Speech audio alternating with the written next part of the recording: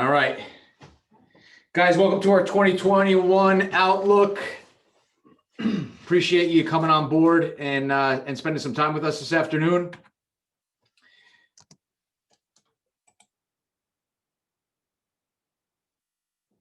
Just want to go over who this is for. So we set this up for clients that want to hear what we have to cooking for 2021.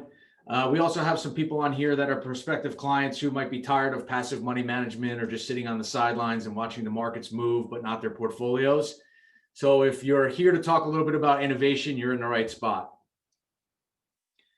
Now, one of the things our promise to you is we're going to do this within 30 to 45 minutes. It's not going to be much longer than that. We're not going to talk any politics, as heated as of an environment that it is.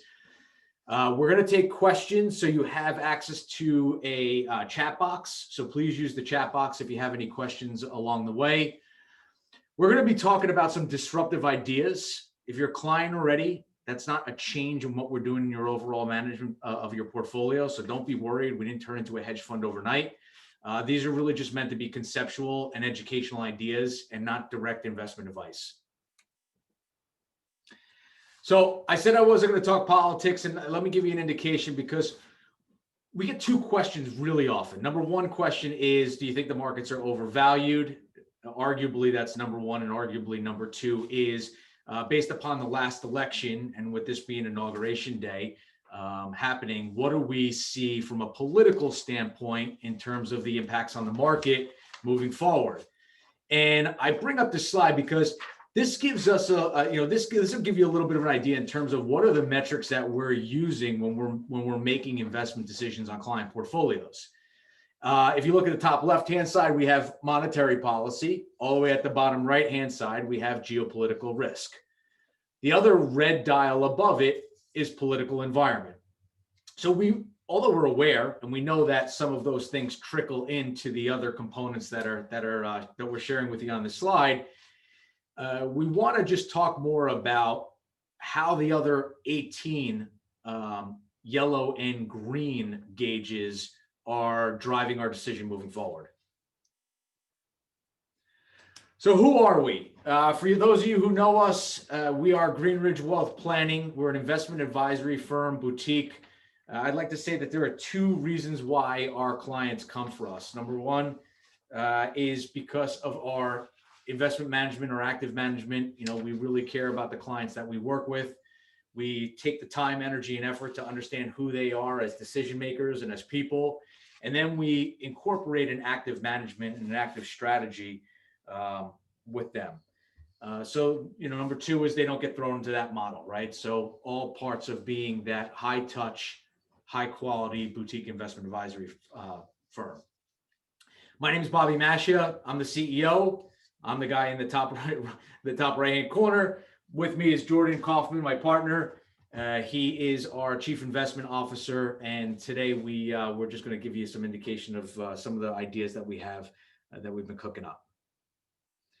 So when we talk about innovation, I think that a lot of people confuse innovation, or they kind of like use interchangeably innovation and technology. And I think we really need to think of innovation as more ideas, more the concepts. Technology is often used to implement the innovation. So when we start talking about things, it's not directly just correlated to technology. It goes beyond that as well. Now, what really constitutes innovation? So we have dramatic cost declines open up incremental demand. Essentially, what we're saying there is it becomes cheaper and more affordable to the masses. Cuts across sectors and geographies. It can thus be used to multiply types of businesses and products globally. And serves as a platform for additional innovation. So it's that building block. We start getting more and more sophisticated new innovations come about. Yeah, it's important to also keep in mind and add to that innovation is not just impactful for the companies that are engaged in the innovation or the companies that are doing it.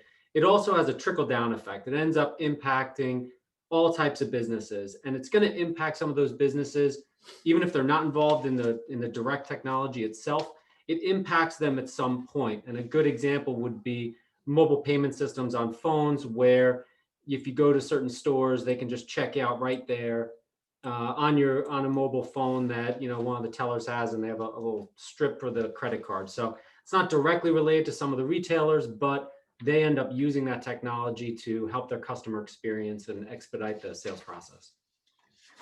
So, what I think is that this next slide here is a pretty cool example of how innovation, and when we think about innovation, when we're making investment decisions, how innovations can really disrupt the environment. So with the example that we have on here, and obviously this is kind of a tale that we can all tell with extreme confidence these days, is how Netflix killed off Blockbuster, or how streaming services ended up displacing the DVD world, and the digital world displaced the DVD world. And we can see that this kind of plays into two thought processes. One is there's an offense here. There's the fact of, hey, here's this new innovative company, Netflix. They've got this streaming service, and now we can see, streaming is clearly something that's being adopted by the masses. But there's also a defensive way of thinking about this innovation, which is not getting stuck in the Blockbuster, the company that is being disrupted, the companies that being forced out of business. So we try to balance those things as we look at this, not only about the opportunity of where we can make more money, but also not about getting stuck in the company that's ultimately just going to continue to whittle away at our portfolio as it goes through decline. So when we just look at, can we identify every Netflix when, let's say 2010, before it really hockey sticked up? No, but I think innovation also, there's adoption rate to it, in terms of when did Netflix really become this viable business that we all jumped into and started to use and stream, and when did that take over Blockbuster? So it's, to Jordan's point, that defensive of not being stuck in the Blockbuster, but also we don't want to be too offensive to where we're getting in too early and we watch that innovation just kind of go in a different direction and miss the boat, or actually jump on the boat too quick.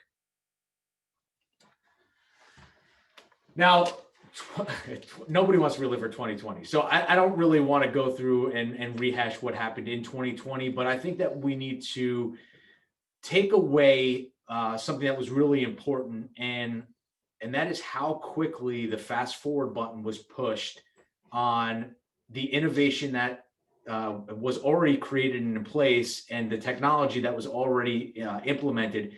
If you think about the age spectrum of everybody who's jumped online from online sales growth, I mean, my parents, who are close to their 70s, are online shopping. They're using Zoom. They're communicating. Online sales are actually up. So in 2019, they were growing at a 15% rate. Last year, believe it or not, it was only 35%. I would have thought it was higher, but it was a substantial growth from year over year. Because probably like you guys, I had Amazon deliveries almost every day. I had FedEx and UPS always showing up at the door.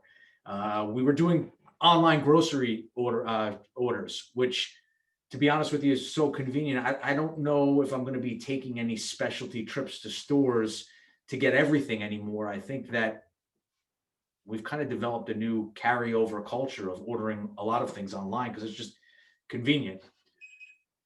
Remote work. So, Dude, we just lost power.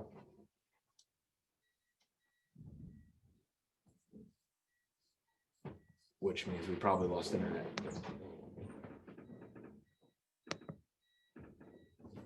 It says we're connected. Okay. We were good. All right, we just lost power, but I think we're connected. What happened? That was interesting.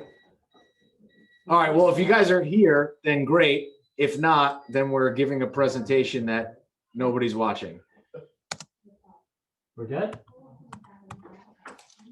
Yeah, everything froze. Oh. That couldn't have been any better. Hold Was on. there like a terrorist attack or something? Hold on. Still here. All right. All right, guys, we're still here.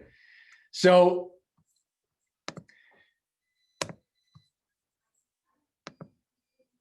Just let me go back to the previous slide. Thank you guys. I appreciate it. All right. Well, so for some reason we lost power, but we didn't lose internet, which is great. Online sales growth, right? We're all using online. Also, remote work. 80% of CEOs say online remote work is here to stay. And 50% are saying they will still allow for full-time work from home to continue. 80% allowing some form of part-time work from home. And this is all according to a Gartner survey. So, I mean, even if we think about just remote work, we also think about, well, how are we as maybe clients of another business or coworkers in business or even patients of doctors? We don't have to go to the doctor anymore to just have a checkup, especially if it's going to be learning about, my mom, she just went in for open heart surgery and the surgeon gave a call over and he says, I want to see you guys because I want to go over what the plan is for the surgery. We use Zoom instead. It saved us driving into the city, paying the tolls, parking the car, going up to the office, and then doing it all in the reverse order. So, remote work and remote communicating are kind of here to stay. And then touchless payments have just changed dramatically. Yeah, touchless payments have actually increased over the last 10 years. Cash payments have declined by 50%. And people are using electronic payments a lot more. We see this especially in the developed world, but we see it also really in the developing world, where everyone has a cell phone, but not everyone has access to a bank or access to some of the conveniences that we take for granted. And I think as we look at all of these different factors, the online sales growth, the remote work, the touchless payments, a lot of this is factored from the rise of the internet, the rise of mobile, and us allowing more convenience in how we used to have to do things face-to-face or in person. So, I don't have my button. Next slide. Jesus, you'd think I had two left thumbs. All right, so George, talk to us a little bit about 2021 outlook and the themes that we think are going to continue to play out. So there's a lot of excitement right now over the vaccine and the vaccine rollout. And that is certainly something, that's going to feed towards better economics in 2021 versus what we saw in 2020. But we've also just got a general rebound. And I think as we look at the economic strength or some of the economic strength that we're seeing right now, part of that is not only this vaccine rollout, a little bit more understanding about COVID and finding new ways to manage it. It's also about the fact that companies have a lot more corporate clarity. 2020 was really about just kind of dealing with the fires and putting the fires out as they came.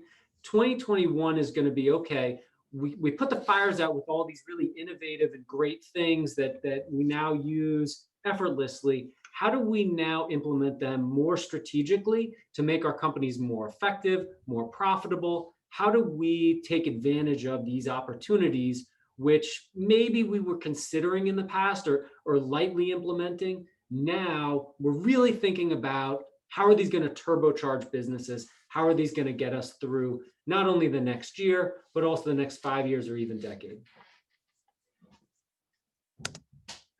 So, in preparation for this coming year, we've actually made a little bit of a change to how we do our investment portfolios. And one of the biggest changes, and if you're already a client, you probably heard this conversation of us talking about your core portfolio and your tactical portfolio. So we've been really talking about, all right, well, there are the things that we've developed based upon your risk tolerance, how much in stocks, how much in bonds, right? So some pretty basic core elements of your portfolio. But the tactical has always been a risk on, risk off. So if I liken it to somebody who wants to go on a diet and you want to go and have the proper investment management, you might go and see a dietitian or an investment manager and say, hey, listen, I need to get on a diet. I need to lose some weight. And that dietitian will say, all right, well, you should really eat grilled chicken, steamed broccoli, and brown rice. So now you have grilled chicken, steamed broccoli, brown rice, and that's your new meal of choice if you want to lose weight, right? So if you look at tactical, when we start to say tactical being risk on, risk off, there are certain areas within the markets that we want to be more heavily invested in, and there are certain areas that we want to be less invested in. So whether it's more in bonds, less in bonds based on the interest rate or based on taxes, or maybe more in technology. If we look in March, when the whole market sunk down, that created a great buying opportunity. And obviously looking back is easy to identify. But in March, we started buying up technology companies that we felt had a lot of cash and a really strong balance sheet, because we figured what were the companies that could weather through the storm and possibly capitalize on on a return back to normalcy. So that was a tactical move. But like I said, 2020 pushed a fast forward button on innovation and technology. So whereas we start to look at tactical kind of being part of your core portfolio and definitely being part of your tactical portfolio, instead we stripped out innovation. We said we're going to look at that as its own individual sleeve. And I liken that to hot peppers, right? So you have core, risk on, risk off, and how much are we going to spice up your portfolio so that this way you're staying ahead of the curve. And these are the companies that might trudge it along for the next year or two or 3 or 4 or 5. But we really anticipate that multiplying effect over time. And then we call them the hockey stick returns, because they just really shoot up. And that's just a matter of innovation and how people adapt to and adopt new technology. So where do we see disruption, and where have we seen it before? So if this is obviously a pretty long period of time we're looking at with over 200 years, starting with the steam engine and moving on to kind of the innovations that at the time were mind blowing, but today as we look at it, we very much take for granted, like electricity and the telephone, all things that really needed to happen to get to some of the newer innovation. But an interesting thing to look at here is computers and the internet really happened relatively recently. And right now, we're just finally getting the real scale, power, and influence of those technologies. And as we look into the future, a lot of things are going to be using that foundation that all these other innovations had, but these innovations kind of happened at their own time. Now we have a number of these innovations all happening at the same time. And because information can be shared so easily, because we're able to calculate and look at things so quickly, we're just seeing advancements at a much, much faster pace these days. And so that's why we see all these things happening at once. And we think it's going to have a dramatic effect, similar to how computers and the internet had dramatic effect at the turn of the century. We're going to see a dramatic effect over the next decade or more from some of the things that are really taking place right now, some of the innovation we see happening right now. I mean, imagine energy storage. Maybe we wouldn't have lost power, but it was pretty cool that we still kept our internet. We get to do your right click again. I don't understand what the hell is going on with this. There we go. All right, so we think that there's 5 major shifts of innovation that we're really going to pay attention to. We've got blockchain technology, genome sequencing, robotics, artificial intelligence, and energy storage. And if we go into each one of them individually, I think when we talk about blockchain, a lot of people automatically go right to cryptocurrency, right? I mean, that's kind of the first stop.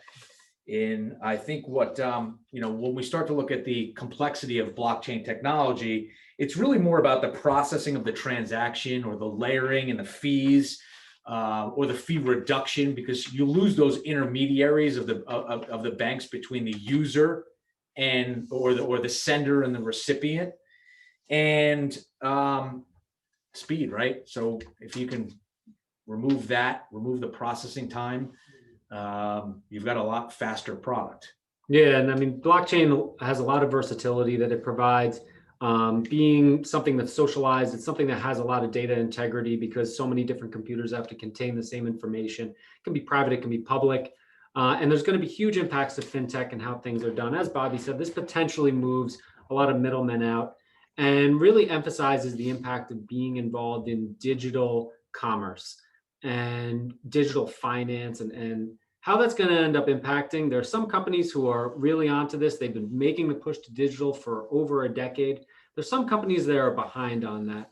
And one of the companies, just coincidentally, maybe has a horse and carriage as its emblem for its company, which is kind of has its own humor to it. But that's really one of the things that we're seeing is a big difference in how companies are approaching this, and whether or not they think that this is going to be something that's going to be game changing, and we're already seeing it be game changing, versus companies that are looking backwards and just trying to figure out how they can maintain business models that they've been doing for decades. And if you think about the shift in banking, right? Look at Amazon and how over the past 5 years, that's really kind of changed the way we, the way we purchase things, the way we buy things. And if they were able to do that over the past 5-10 years, imagine what the banking industry is going to look like if all of a sudden you just push a button and you get rid of a lot of the brick and mortar banks, and you can have instantaneous transactions. So number two, we had talked a little bit about genome sequencing. And I think what's interesting about this is the complex process of really breaking down DNA. And I guess the interesting part about it is right now we take medication for certain ailments that we might have. But what if you could customize based upon your DNA, customize the type of medicine that you need to get in order for whatever ailment or whatever disease that you might have. And, if you look back just in terms of we talk about innovation a bit, in 1977, the first DNA sequencing started with Sanger method. And we're talking about this in 2020, 2021 with the new vaccine that we created and kind of this CRISPR technology of DNA editing and snipping out parts of it and filling it in with essentially the cure that or to make it a little bit more of a viable type of not technology, but innovation, right? Yeah, so I mean, this is something that's not only happening in the healthcare space, it's happening across multiple different industries. We see it happening in livestock and in agriculture. We see looking at ways to improve through genetic manipulation in a number of different ways. Obviously, being implemented in humans, that's something that has certain controversies associated with it. But when we look at it going forward, this is one of the ways that we potentially can address and solve some of the major illnesses and ailments that we see happening. That future of being able to come up with that solution may be closer to us than we think.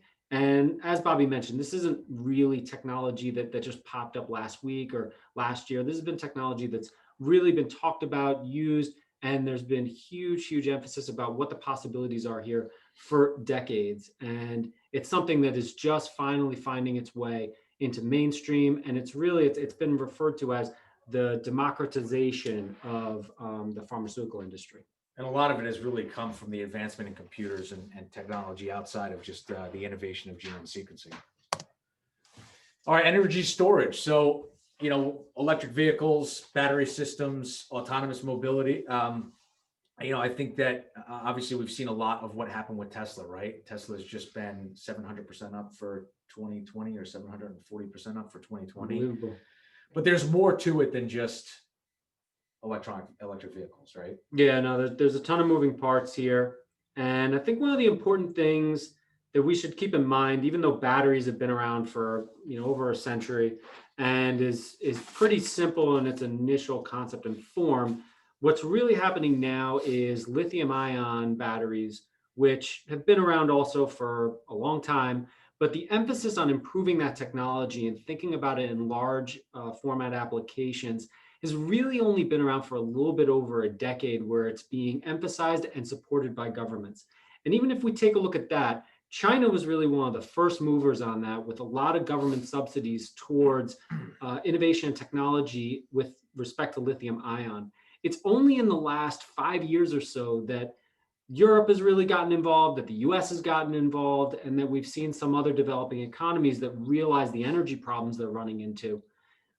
They've really only started to heavily invest in this recently. Other than that, it's all been private industry that has really been pushing the innovation here. So we finally see a little bit of public-private collaboration here, and now we're really starting to see incredible improvements here with solid-state lithium ion and things like that. So you'll see a common theme. A common theme is this isn't brand new, but 2020 being the fast forward button that was pushed has really kind of gotten this at the forefront. And we think that the next 5 years are going to be really interesting in terms of investing in this entire area of all five shifts that we have identified. What is also interesting, I just thought was a great fact from autonomous driving, is Tesla has about 14 billion autonomous miles, data from autonomous driving. Number 2 is Google at about 28 million. So you've got 14 billion-ish versus 28 million. Huge amounts of data in terms of difference from the number 1 and the number 2. And what they use that data for is going to be really interesting moving forward.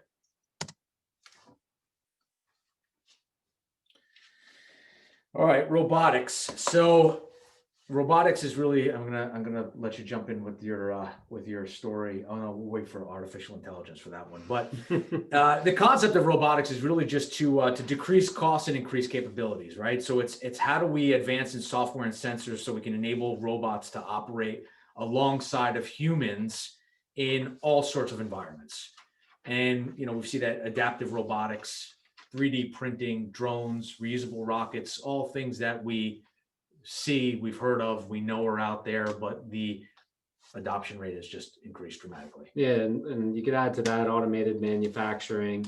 One of the interesting things that we also talk about is how robotics is kind of moving to a point where the robots, and I guess we can go to the next slide since we're kind of onto the artificial intelligence piece of it, but robots are really becoming much more capable, where it used to be when we thought about making a machine or a robot, it was kind of, it did one thing, or it did two things, or it did maybe a handful of things, where now robot versatility, because they have the power to have deductive reasoning and all these other aspects where they can teach themselves things, they can start to do their own problem solving. And that's really going to be something where you don't have to sit there and recode the robot for everything that it does, or recode the machine that you've made, which might have been single or had a couple different purposes, but it runs into a problem. When that machine or that robot can solve that problem itself and continue its task, that's going to improve the productivity that they have. That's going to improve what their potential is and what they're capable of doing for helping us out in achieving some of the goals that we have. Yeah, and give him the. You want the Mars? I want the book and I want the Mars. All right, you want the I which want do you them want both. first? You want Get book the or book Mars first? Do the book Okay. first, and then I want the Mars. So one of the things that Or I can obviously do the Mars, or you can do the whatever. you like talking about Mars, right? One of the things that's really impressive about the age in computing right now is we're just on the cusp of the next level of computing. And that is, of course, quantum computing, as this chart shows. And quantum computing is kind of something that, it's easy to just kind of say what it is and be like, oh my God, it's going to improve computing power to a point where today's computers couldn't even do what quantum computers are going to do effortlessly. But people don't always really understand what that means or how it plays into big data and how much data we've been collecting and how that's going to play into artificial intelligence. And there was a CEO of one of the quantum computing companies which explained it in a way that really is illustrative, which is there's about 50 million books in the Library of Congress. If you took out one of those books, you put an X on one page, close the book, put it back. If you went to a regular computer and said, hey, go find the X, that computer is going to open one book at a time, go through all the pages, close it, and it'll go through it until it finally finds it. And, that's going to take a long time, depending on how quick the processor is, but the process is going to be one by one. It's going to handle one problem at a time. The difference that quantum computing does is a quantum computer is going to take all 50 million books, search all of them at once. It's going to find that X within 1 second. So that's really one of the differences there, and just the power that it has is it's not this kind of linear process. It's something that's happening almost in an entire array. And it's pretty incredible if you choose to go down that rabbit hole and learn more about quantum computing and how it works. So another concept that within this was, as we start to look at robotics and artificial intelligence was, when we first find that next inhabitable planet, and I think we were talking, what the article was reading was Mars.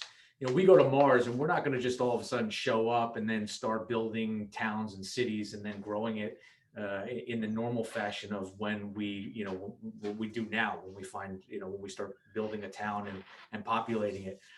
Really what's going to end up happening is more than likely we're going to go up there and we're going to bring these robots that are going to have artificial intelligence. They're going to go and they're going to mine for the materials that it's going to take to then make more robots. And these robots are going to continue to replicate themselves, create a city, so that this way, when the humans start coming over in the ships, the city's already built, the roads are already built, The buildings are there.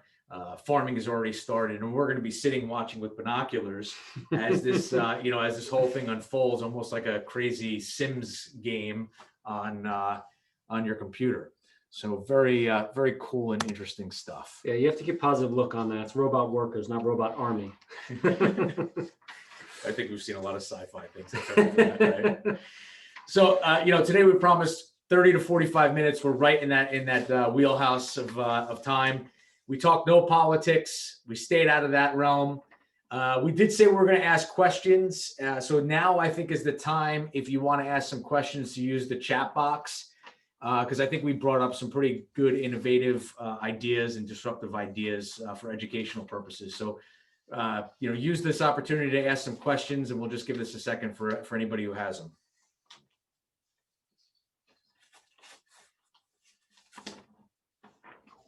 There's a part of me, by the way, that kind of misses Blockbuster and walking through the aisles. All right, hold on. There we go. What is the right amount of innovation in a portfolio? What is the right amount of innovation? That's a good question. I think it's different for everyone. Obviously, depending on age, depending on time frame, that's going to play a big part. But it certainly is something that. What are your needs? What's your liquidity needs? Obviously, with respect to innovation, I mean, some of these things we're really just scratching the surface of commercial application. For instance, if we look at quantum computing, there's not a lot of commercial application at this time. Really, Lockheed Martin is probably the only main company that's using it in a productive capacity. The rest of it's really still just looking at it and how do we use it and what questions can it possibly answer. So that really talks to the time frame of what it's going to take to see some of these things play out. So time frame's a factor. Obviously, another factor is these things are at that exponential growth phase, and exponential growth is controversial. There's regulatory issues, especially with genetic sequencing. So there's a lot of factors to consider when we say what's the right mix. But we think that not only do you have to think about what the right mix of putting it in, but also, and an important thing when we talked about that offense and defense, it's also about knowing where some of these innovative technologies, where some of these things are happening today are going to have impact on things which maybe are appropriate in the portfolio for some people based on that time frame. But we have to be careful about when we see those industries go into decline or go through negative impact. And that's something that 2020 was really an eye-opener for us, how quickly things can change when the situation changes.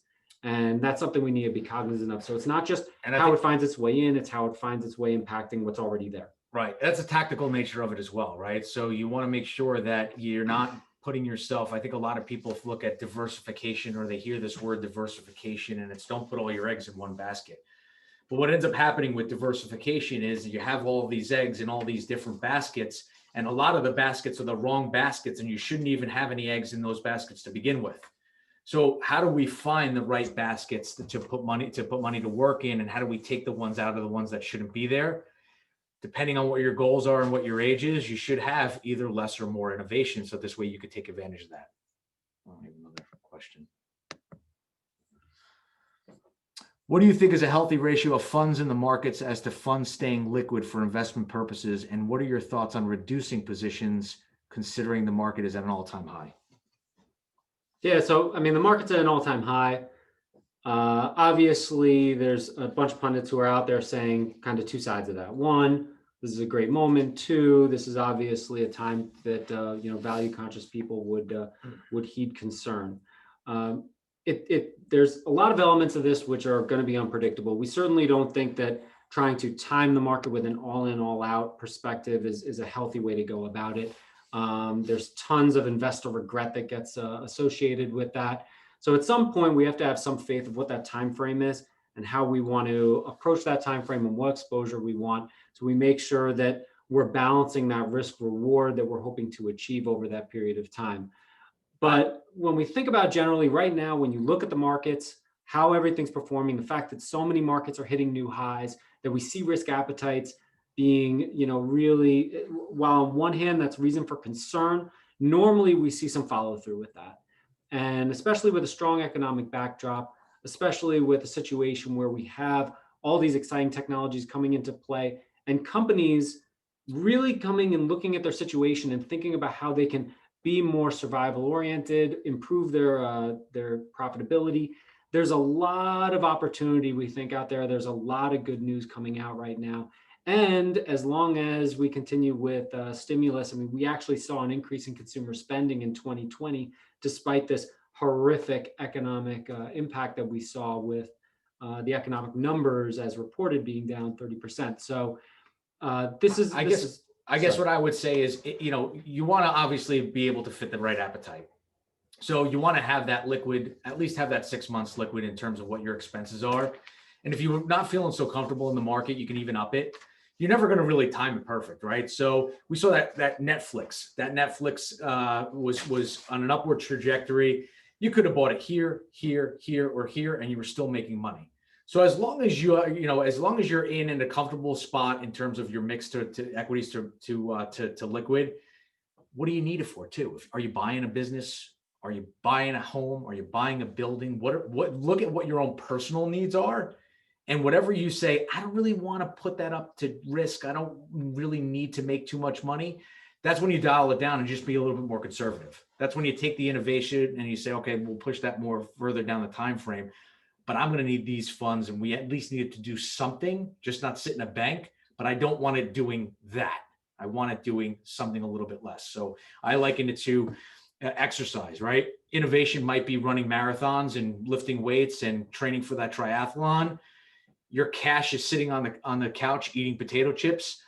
You might want to have that little bit of money that's getting up and walking to the mailbox and taking the mail in. So that's usually how we look at it: is what is it you need? And if based upon what you need and what your comfort level is, that's when you start to look at liquidity. And he said potato chips right around lunchtime. There was one question here: how do we notice a blockbuster before it happens? So I guess we're going back to that Netflix side. Yeah. I think it's less about noticing it before it happens and watching, watching what's going on in the industry. So if you're invested in it, if you're anticipating it doing something specific for you, whether it's the appreciation piece, you want it to be more valuable in the future, or maybe it has dividends and it's just giving you off income. What is it doing and where does it sit against its competitors? I don't think that you're going to necessarily forecast if the company is going to make a dramatic change or not. But if you know what the landscape looks like in that particular instance, you have this sinking ship. As you start to sinking, if they're not changing their course, they're going to keep heading in the same direction. That's how I would look at that. Yeah, I might even add to that. I mean, obviously you can see something in decline and you can react to it. I'd almost say it's better to be lucky than smart sometimes in those cases. So we have risk controls and metrics that we look at with respect to company performance, stock performance. We're looking at all those things, and usually those things start to tell us when the picture is getting more dreary and when the picture is getting a little bit better. And we try to just be, we're not trying to necessarily be as predictive as we're just trying to be observant. And we're trying to see when we start to see those situations get worse. And we're okay not being the first one in. We rather make sure we avoid a horrible scenario than, get really, dug into our trenches on, marrying this company and demanding that it go higher, which is what sometimes people can do when they get overinvested in something. Yeah. Or they get too excited about, oh no, they're so committed that they go down with the ship. They think they're the captain and they just go down with the ship. Yeah, we just try to stay unemotional about it. And when a company looks like it's in decline or it's not going well, the chart's pointing to a certain direction, the fundamentals are telling the same. We just don't, get too excited about it or emotional about it. We just, look for better opportunities. All right, one more. How do we book an appointment with you guys? Oh, well, that's easy. We'll give you the information at the end. All right, guys. So we're coming in on that 45-minute mark. We like to keep our promises. Yeah, just like to keep the promises, right? And just a recap on what we're going over, what we think is going to win moving forward, keeping an eye on blockchain technology and how it's going to change banking, genome sequencing and how we can identify drugs that are going to be tailor custom to you in the future, which is really interesting stuff. Robotics and artificial intelligence, building that city on Mars, and energy storage, right? So how are we how are we using that in the future? Jordan gave some great examples of lithium batteries. Again, I'm Bobby Masha. This is Jordan Kaufman. Next steps, if you're a client, call for your review. We'd love to go through your portfolio, what it is that you're doing, we're doing with you right now. And if you have any questions, kind of catch you up to speed specifically on you. If you're not a client yet and you want to call, book an appointment, the information is right here. You can go to our website, grwealthplan.com, or you can send an email to myplan@grwealthplan.com. Thanks again, guys. Any parting remarks? Everyone Appreciate have your a great time on inauguration a day. noon and on a Wednesday at noon, and see you soon. Bye.